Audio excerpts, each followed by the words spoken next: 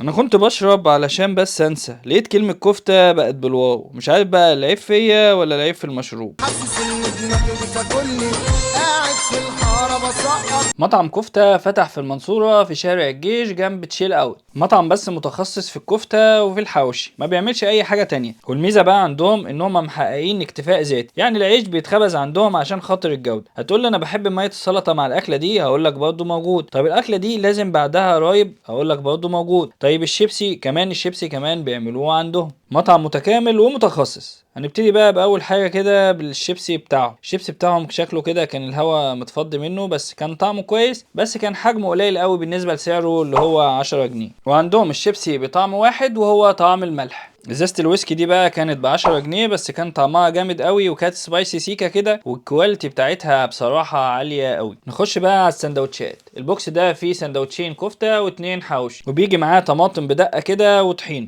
وسعر البوكس ده 150 جنيه. انما سندوتش الكفتة لوحده ب40 جنيه، وسندوتش الحوشي ب38 جنيه. حجمه زي ما انت شايف كده قليل شوية، بس العيش من بره كده محمص وواخد لسعة الشواية كده، وريحة الفحم باينة فيه قوي. طعم اللحمة كان نضيف قوي، وكان فيه سنة سبايسي. وكانت مشكلة السندوتش ده بس ان هو حجمه قليل بالنسبة لسعره. نخش بقى على سندوتش الكفتة اللي طلع برضه حجمه اقل من سندوتش الحوشي، وبيبقى عبارة بقى عن صابع كفتة كده وعليه شوية خضار وبصل في رغيف عيش زي ما انت شايف كده من العيش بتاعهم، بس كان حجمه قليل. طعم الكفتة كان جامد قوي، ودي من احسن الكفتة اللي الواحد كلها في الفترة الاخيرة. والكفتة عندهم افضل من الحوشي. وبكده تكون انتهت تجربتنا النهاردة في مطعم كفتة. لايك وفولو عشان في تجارب تانية جامدة جدا.